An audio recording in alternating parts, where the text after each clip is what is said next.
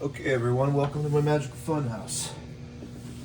This is the Memarantz. It's a tape delay, a cassette tape delay based off of the Marantz PMD 221s, 222s, and 430s. And essentially what it is an old like field reporter's recording piece of equipment. So it was pretty bare bones, but really sturdy because journalists and cops and stuff would take this around and record interviews with. So built like an absolute tank, fully metal, and a great candidate for a tape delay in that it has 3 tape heads. Now, with a cassette tape player, obviously the heads are really close together. But what's cool about that is when you do slow down to the point where you're actually getting, 600 millisecond delays, you get real wet with it. Very chorusy, you get a lot of wow and flutter. Some units, I've got about 30 of these by the way. Some units I clean and fully detail and go in and out and brand new everything and try to get them as perfectly running as possible so you can get cleaner, longer delays. But for this particular unit, I didn't do that because you can't go back. You can only, you can't rejuice it, re-give it the mojo. And this one has the mojo. I love it. So signal path is this Stratocaster. I have it in position 4 just because the 60 hertz in here is kind of bad with all the lighting and everything. And this is a 1965 Bandmaster, so that picks damn near everything up. But back to the message at hand. What's happening here is I've modified this with a circuitry that I actually etched out in my kitchen, photo exposed and then etched out, drilled out, and added the components to. Added potentiometers in the old battery compartment back here, and jacks. I also have an expression jack back there for speed, so you can do fun tape whips with a pedal if you want.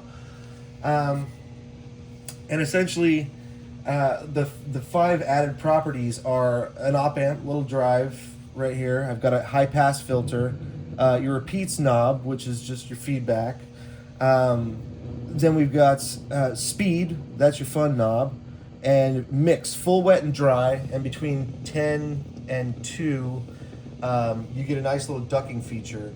So that's kind of fun because you can get a little muddy with the tape delays, getting into a relatively oscillating spot, and you still want to get your clean tone above that without sacrificing it. And so it's just a nice little ducking feature so that while you're playing, you can still hear your lead tone, but then when you stop, the delays kind of come back in. And that was actually just a lucky byproduct of a lack of power because I'm running the whole circuitry off of the stock Marantz power supply, which is only 4.5 volts. So I think the original circuitry diagram probably called for 9 volts, but whatever, it works just fine. I've added, you can't really tell because it's daylight and I've got a light facing it, but there's a backlight to the VU meter, which is nice. And what's great about this unit is it's built to be used with 3 different tape types. So they're, you do type 1. If you find crusty old type 1s, you get real gritty delays and you really increase your wow and flutter. You get nice type 2s, just kind of middle of the road. That's what I've got in there, although this one's pretty used, but I like it for what we're doing here. All the way up to, metal chrome type 4 tapes for those crystal clear long delays. But anyway, I just want to get into it. Things that I like to make sure people know before purchasing this is that, you don't want to run your volume from your guitar at max because this is an old piece of equipment.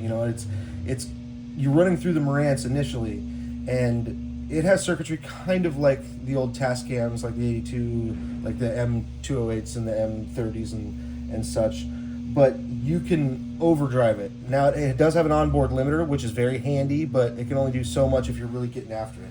And it also, to note, doesn't limit the oscillations, the delays. It only limits your incoming signal.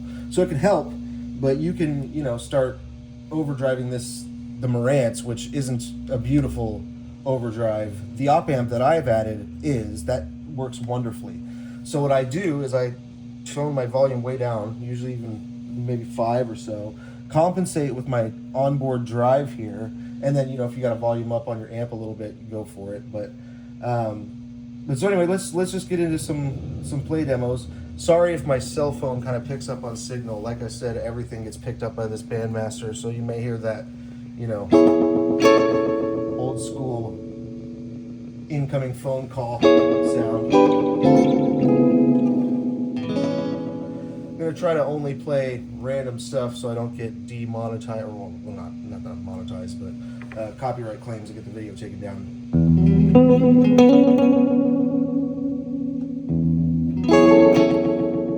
So, drive, obvious.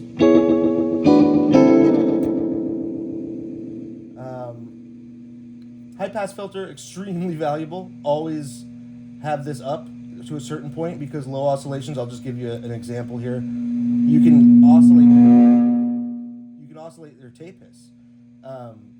You know, and it's better on Type 4 super clean tapes, but if you do roll this high pass filter back too high while your feedback is up too high, you're gonna get into some oscillation. Now, a little bit of oscillation is great. Too much is a nightmare, and you'll like panic the first time that happens. Be like, oh shit, what am I doing? Just make sure you got an eye on your high pass filter.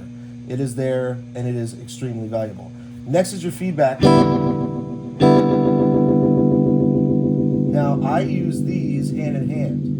If you go too high on feedback, you got to dial your high pass filter up.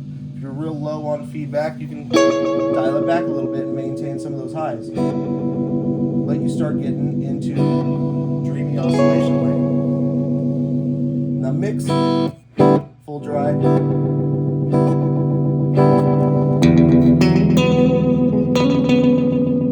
There's that ducking feature that I was telling you, the delay kind of gets out of the way. And then I can go full wet. So, this is your recording level input. So, you know, if you want to take it easier, it's basically just going to be the volume of your delays. Down to nothing. I mean, it's kind of like a mix knob, but it's not because it just cuts your whole incoming signal. I basically just dime this at all times and modulate with my mix knob here.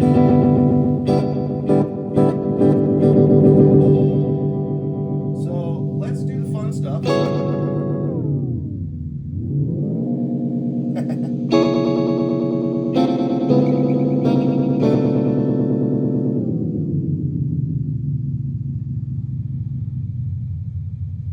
Let's get into some oscillation and start doing some pads.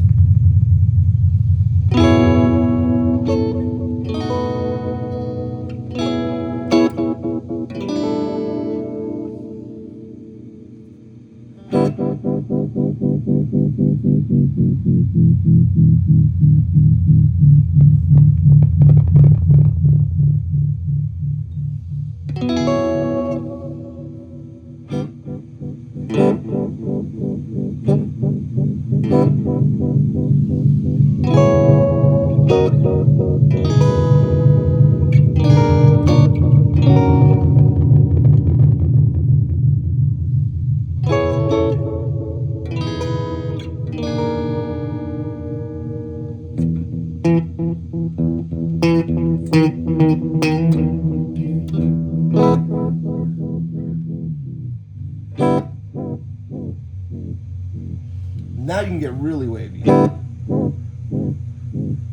See, this is why I like this unit, is I haven't gone through and fully detailed it. So if you want to get really wavy, throbbing pads in the background, then you can absolutely do that.